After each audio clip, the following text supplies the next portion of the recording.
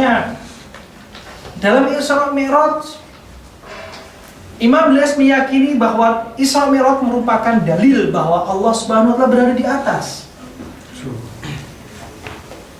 Allah bersemayam di atas arsy. Sedangkan sarah yang lain tidak mengatakan demikian. Kenapa? Karena di dalam teks risalahnya Thahawiyah, di mana Thahawiyah dalam muqaddimah mengatakan dalam muqaddimahnya, hadi aqidatu ahli sunnati wal jamaah wa fuqaha'il millah Abi Hanifah Nu'man al-Kufi. Inilah akidah Ahlussunnah wal Jamaah yang diikuti oleh ajaran Imam Abi Hanifah An-Nu'man.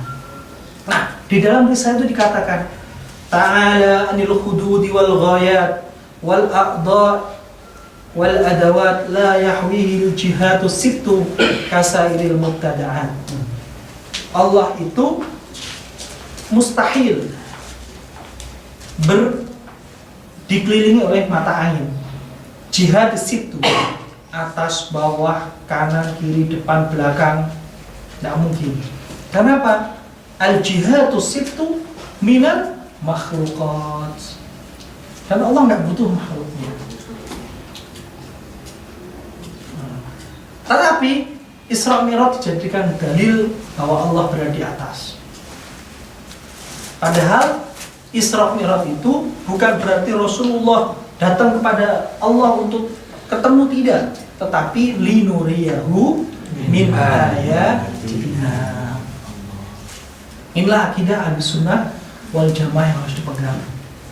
Allahu mawjudun bila makan wala zaman.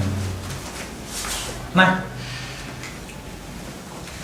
Isra Mi'raj ini masuk Isra Mi'raj nih. Saya cepatin Isra Mi'rajnya. Masih banyak sebenarnya. Isra Mi'raj ini itu di kalangan umat Islam ada perbedaan.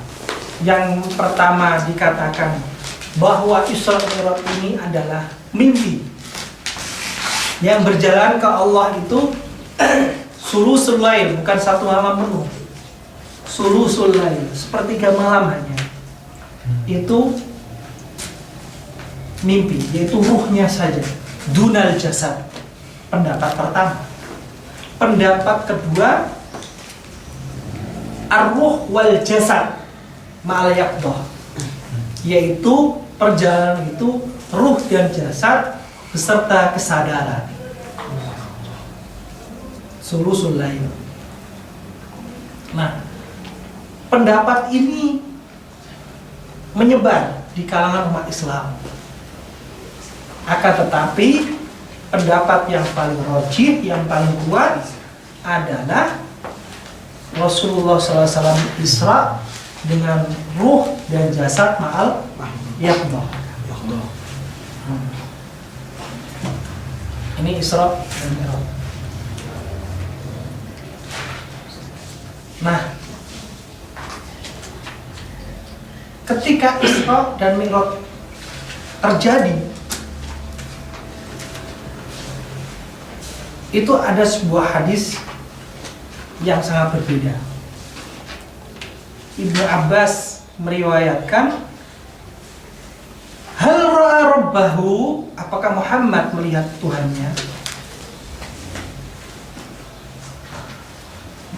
Ibnu Abbas mengatakan na'am. Kemudian Aisyah menjawab tidak.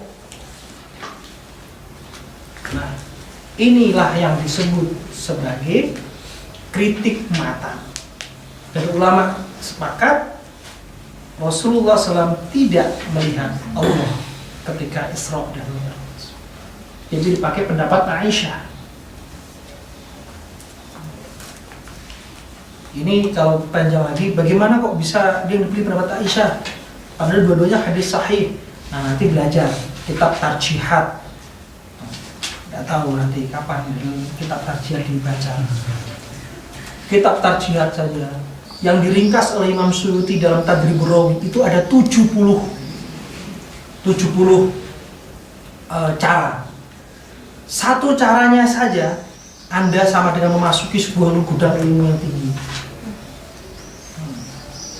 al-ilmu bahrun muntahahun ya'udu laisa lahu haddun ilaihi yuqsadu. Ilmunya ini ibarat lautan, bahrun muntahahun ya'udu. Kita udah merasa sudah nyampe, laisa lahu haddun ilaihi yuqsadu.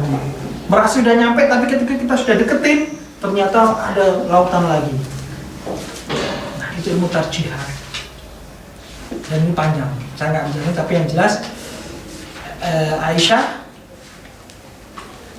bilang ma ra'a rabbahu, Rasulullah tidak melihat Tuhannya. Hati-hati, di beberapa nusrah atau teks kitab para golongan lain melakukan khianat ilmiah dengan membuang kata ma-nya manafi. Kalau dibuang kan ra'a rabbahu. Nah, ini yang saya sebut Anda harus ngaji ke guru soal kimia. Dalam Fiqhul Akbar, ya, dalam Fiqhul Akbar dikatakan di situ, ada ma-nya. Mastaqarra 'alal arsh. Allah itu tidak beristiqrar, bersemayam di atas arsy. Tapi ma-nya dibuang. Istaqarra 'alal arsh. Itu Fiqhul Akbar dibuang. Bagaimana kita tahu dibuang? Pertama, ngaji dengan guru, punya sanad. Yang kedua, kita punya akses makhtutot, manuskrip asli. Kalau manuskrip sulit Anda manuskrip untuk minta di maktabah watonnya radat saja. Satunya berapa, Li? Bisa 100 dirham ya? Hah? Lebih, 800 dirham. 800 dirham. Aiman. Satunya saja. Nah, kalau satu kitab berapa? Makanya harus ngaji. Harus ngaji. Man yuridillahu bi khairan yufaqihu fid-din. Fa innamal ilmu bit-ta'allum. Barang siapa yang Allah kehendaki kebaikan, maka dia akan ditunjukkan bagaimana tafaqquh fid-din. Fa innamal ilmu bit-ta'allum. Ilmu itu harus dengan ngaji. Ini belum selesai, saya tahu.